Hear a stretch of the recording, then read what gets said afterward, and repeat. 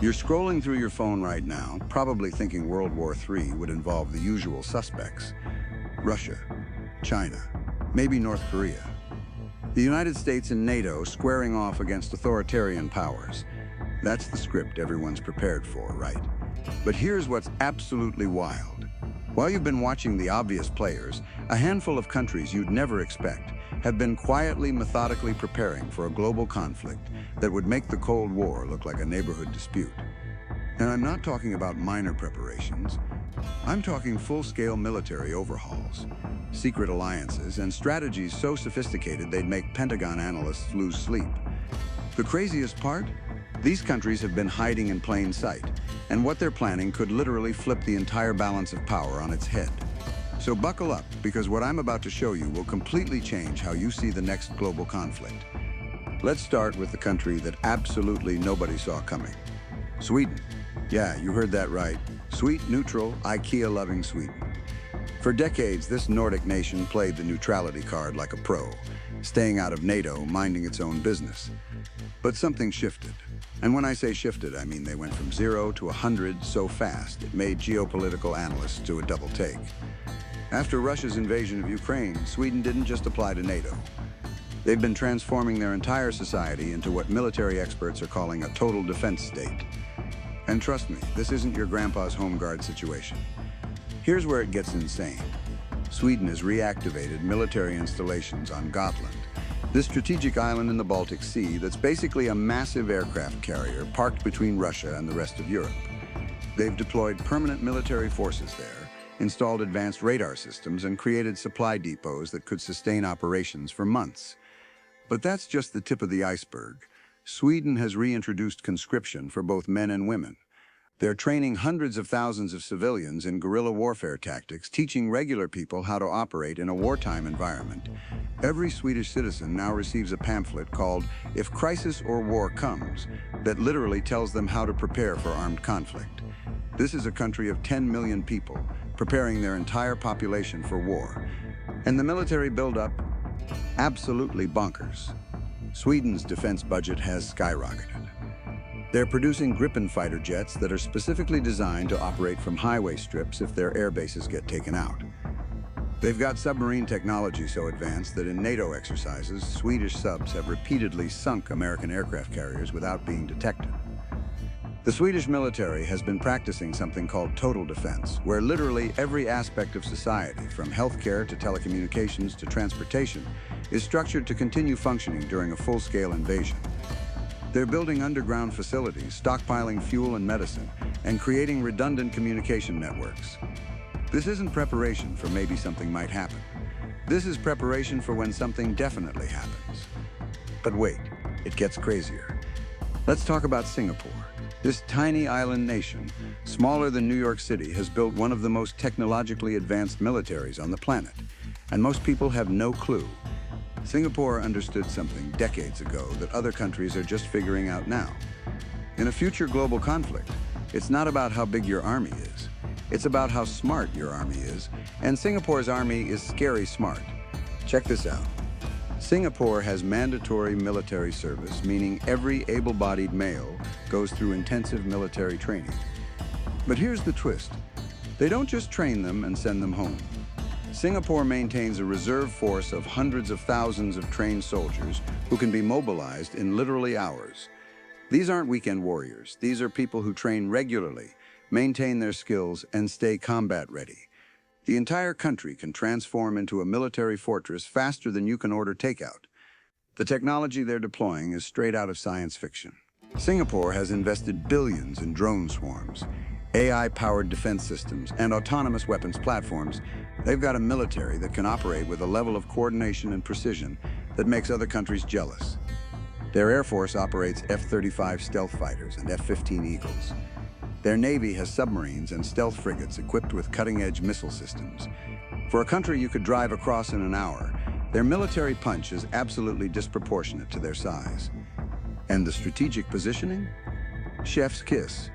Singapore sits at one of the most critical choke points in global trade, the Strait of Malacca. Something like 30% of global maritime trade passes through this narrow waterway. In a World War III scenario, Whoever controls Singapore controls a massive percentage of oil shipments to China, Japan, and South Korea. They're not just preparing to defend themselves. They're preparing to control a piece of geography that could cripple entire economies. Now let's flip to the other side of the world and talk about Poland. If you've been sleeping on Poland's military transformation, you need to wake up immediately. This country has gone from having a decent-sized military to building what will soon be the largest ground force in Europe. And I'm not exaggerating even a little bit. Poland is on a shopping spree that would make a billionaire blush. Real talk, Poland has ordered over 1,000 Korean K2 tanks, making them the largest operator of modern tanks in Europe. They're buying hundreds of HIMARS rocket systems, the same ones that have been absolutely devastating in Ukraine.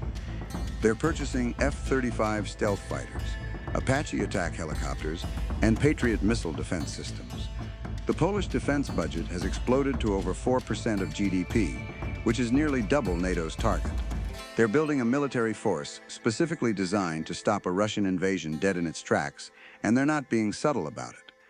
But here's what makes Poland truly dangerous in a World War III scenario. Geography. Poland has been invaded so many times throughout history that they've basically made it their national sport to prepare for the next one. They sit right on the gap between the Baltic Sea and the Carpathian Mountains, the same route that armies have used to invade both Russia and Western Europe for centuries. In a NATO-Russia conflict, Poland becomes the absolute front line, and they know it. So they're not just building an army to defend themselves, they're building an army to punch back hard. The Polish strategy is fascinating. They're creating a layered defense system that would make any invasion force bleed for every kilometer. They're pre-positioning supplies, building defensive fortifications, and training their forces in combined arms operations that integrate tanks, artillery, air power, and infantry in ways that maximize killing power. Poland has also been one of the loudest voices pushing for a more aggressive NATO posture. They're not waiting to get hit. They're preparing to make sure any conflict is fought as far from Polish cities as possible. Let me throw another curveball at you. Japan. Now, technically, Japan's constitution doesn't even allow them to have a military. They have self-defense forces. But that's the biggest semantic game in military history, because Japan's self-defense forces are low-key one of the most capable militaries in Asia. And recently, they've been quietly dropping the pretense and preparing for real conflict. Japan just announced the biggest military buildup since World War II. They're acquiring Tomahawk cruise missiles that can strike targets over 1,000 miles away. Think about what that means. Japan could hit targets deep inside China or North Korea. They're developing hypersonic missiles, upgrading their fleet of Aegis destroyers that can shoot down ballistic missiles, and converting their helicopter carriers to operate F-35 stealth fighters. Oh, and those helicopter carriers, they're basically aircraft carriers, but Japan can't call them that because of constitutional restrictions. So they just call them multi-purpose operation destroyers or some bureaucratic nonsense while they operate fixed-wing fighter jets from them. The shift in Japanese defense policy is seismic. For decades, Japan maintained a purely defensive posture, but now they're openly talking about counterstrike capabilities, which is diplomatic speak for, we'll hit you first if we think you're about to hit us. They're coordinating more closely with the United States, Australia, and South Korea. They're conducting joint military exercises that simulate defending Taiwan. Japan has looked at what's happening with China's military expansion and Russia's aggression and decided that pacifism isn't going to cut it anymore. And here's the thing that keeps Chinese military planners up at night. Japan has the technology and industrial capacity to go nuclear whenever they want. They've got the plutonium. They've got the rocket technology. They've got the expertise. If Japan decided tomorrow that they needed nuclear weapons, they could probably have them in months. That's not a decision they've made, but it's an option that sits on the table like a loaded gun. Now let's talk about a country that's been playing the long game so well that most people don't even realize they're a player. The United Arab Emirates. When you think of the UAE, you probably think of Dubai's skyscrapers and luxury shopping. But behind that glitzy facade, the UAE has built a military force that punches way above its weight and has been getting real-world combat experience that most modern militaries can only dream about. The UAE has been involved in conflicts in Yemen, Libya, and Syria. Their special forces are considered some of the best trained in the world. They operate French Rafale fighters, American F-35s, and have cutting-edge air defense systems. But here's what makes them really interesting in a World War III scenario. The UAE has been positioning itself as a major arms dealer and military power broker. They're manufacturing their own drones, developing cyber warfare capabilities, and creating a military-industrial complex that's making them less dependent on Western suppliers. The strategic calculus is fascinating. The UAE sits right across the Persian Gulf from Iran. In any major conflict involving Iran, whether it's with Israel, Saudi Arabia, or the United States, the UAE is immediately involved. The Strait of Hormuz, through which something like 20% of the world's oil passes, is right in their backyard. The UAE has been preparing not just to defend itself, but to play a decisive role in any regional conflict that could spiral into something much larger. Plus, the UAE has been building relationships everywhere. They've normalized relations with Israel, maintained ties with Russia, kept strong connections with the United States, and expanded trade with China. In a multipolar conflict, the UAE has positioned itself to potentially play kingmaker, choosing sides based on whoever offers the best deal. That kind of flexibility is rare and incredibly valuable. Let's pivot to South Korea, because honestly, people don't talk enough about how prepared this country is for total war. South Korea has been technically at war with North Korea since 1950. The Korean War never officially ended. It's just been paused for 70 years. That means South Korea has spent 7 decades preparing for a conflict that could restart literally any day. And that preparation shows. South Korea has mandatory military service for all men. They maintain an active duty force of over 500,000 soldiers, with millions more in reserves. But it's not just about numbers. South Korean military technology is absolutely top tier. They build their own tanks, their own artillery, their own fighter jets. The K-2 Black Panther tank is considered one of the best main battle tanks in the world. Their K-9 Thunder self-propelled howitzer is so good that countries around the world are buying it. And the domestic arms industry, booming. South Korea has become a major arms exporter, selling weapons to Poland, Australia, and countries across the Middle East. They're producing everything from submarines to missile systems to ammunition. In a prolonged World War III scenario, having a robust domestic arms industry becomes absolutely critical, and South Korea has that in spades. But here's where it gets really interesting. South Korea sits in one of the most dangerous neighborhoods on Earth. You've got North Korea to the north, China to the west, and historical tensions with Japan to the east. In any major Pacific conflict, South Korea becomes immediately relevant.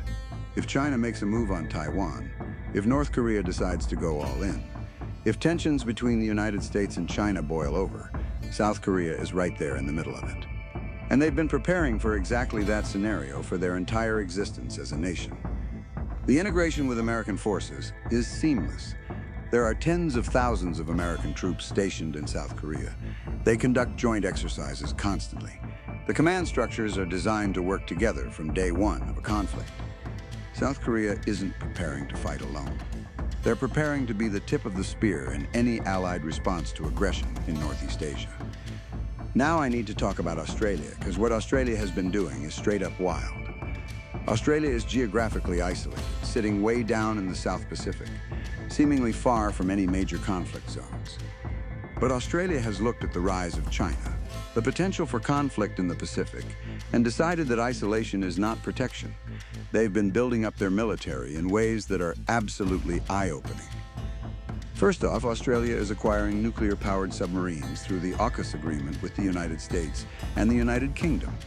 These aren't nuclear-armed submarines. They're conventionally armed, but nuclear-powered, which means they can stay underwater basically indefinitely and operate across the entire Pacific Ocean. This is a massive upgrade in capability and represents a fundamental shift in Australia's defense posture. They're moving from a defensive military to one that can project power across vast distances. Australia has also been expanding its missile capabilities, building up its air force with F-35 stealth fighters, and investing heavily in long-range strike weapons. They're developing hypersonic missiles in partnership with the United States. They're expanding their naval base facilities to accommodate more allied vessels. Australia has basically decided that in any major Pacific conflict, they're going to be a frontline state, and they're preparing accordingly. The strategic implications are huge. Australia sits along major sea lanes connecting Asia to the rest of the world. In a conflict between China and the United States, Australia's position becomes incredibly valuable. They can serve as a base for allied operations, a logistics hub, and a launching point for air and naval forces. China knows this, which is why Chinese military documents specifically discuss the need to neutralize Australia early in any major Pacific conflict. And Australia isn't just preparing militarily. They're diversifying their economy to be less dependent on Chinese trade, building stronger relationships with India, Japan, and Southeast Asian nations, and investing in capabilities like cyber warfare and space operations. Australia is preparing for a new Cold War, one fought across the Pacific with China as the primary rival. Here's something that's going to blow your mind. Look at what all these countries have in common. They're not preparing for a quick war, they're preparing for sustained conflict. Sweden is stockpiling supplies and teaching civilians to survive under occupation. Singapore is building a military that can operate autonomously for extended periods. Poland is creating defensive depth. Japan is acquiring strike capabilities that can deter aggression. The UAE is diversifying its military suppliers and building domestic production. South Korea has been on a war footing for generations. Australia is positioning itself as an unsinkable aircraft carrier in the South Pacific. These countries have looked at potential World War III scenarios and reached the same conclusion. The next major conflict won't be won in weeks. It'll be a grinding, protracted struggle where industrial capacity, societal resilience, and strategic geography matter as much as who has the best tanks or fighter jets. They're preparing not just to survive the initial shock, but to outlast their opponents. And the really crazy thing? Most of these countries are preparing for conflicts that don't directly threaten their immediate borders. Sweden is worried about Russian aggression in the Baltics. Singapore is worried about competition for control of critical sea lanes. Australia is worried about Chinese expansionism, thousands of miles from their shores. These countries have realized that in a globalized world, conflicts anywhere can threaten stability everywhere, and the best defense is preparation. The geopolitical implications are staggering. Traditional military powers like the United States, Russia, and China get all the attention. But in a real World War III scenario, these surprise military powers could be the difference makers. A well-prepared Poland could stop a Russian advance cold, changing the entire dynamic of a European conflict. Singapore's control of the Strait of Malacca could strangle Chinese energy supplies. Australia's submarine fleet could complicate Chinese naval operations across the Pacific. Japan's strike capabilities could deter North Korean aggression and complicate Chinese calculations about Taiwan. Sweden's strategic position and advanced military could prevent Russian control of the Baltic Sea. These aren't bit players preparing to sit on the sidelines. These are countries that have quietly built military capabilities specifically designed to shape the outcome of a major conflict. And they're not waiting for permission or for conflict to start. They're preparing right now, in real time, making investments and strategic decisions that will determine how any future war unfolds. The world has changed. The obvious military powers aren't the only ones that matter anymore. Technology has democratized warfare in ways that make medium-sized nations with smart strategies potentially as impactful as traditional superpowers. A country doesn't need 5,000 tanks and 20 aircraft carriers to be decisive. They need to be in the right place with the right capabilities at the right time. And these surprise countries have figured that out while everyone else was watching the usual suspects. So the next time you think about World War III, don't just imagine the big powers squaring off. Imagine a Swedish submarine cutting Russian supply lines in the Baltic. Imagine Singaporean forces controlling critical maritime choke points. Imagine Polish tanks smashing through a Russian invasion force. Imagine Japanese missiles striking deep into enemy territory. Imagine UAE drones changing the calculus in the Middle East. Imagine South Korean military technology flowing to allies around the world. Imagine Australian submarines stalking the Pacific. The countries secretly preparing for World War III aren't the ones you'd expect. They're not the biggest or the loudest, but they might just be the smartest. And in the conflict that defines the 21st century, smart might matter more than anything else. The future of global conflict is being written right now, not in Washington or Moscow or Beijing, but in Stockholm and Singapore and Warsaw and Tokyo and Canberra. And that future looks nothing like what most people expect. The question isn't whether these countries are prepared. The question is whether everyone else realizes just how much the game has changed.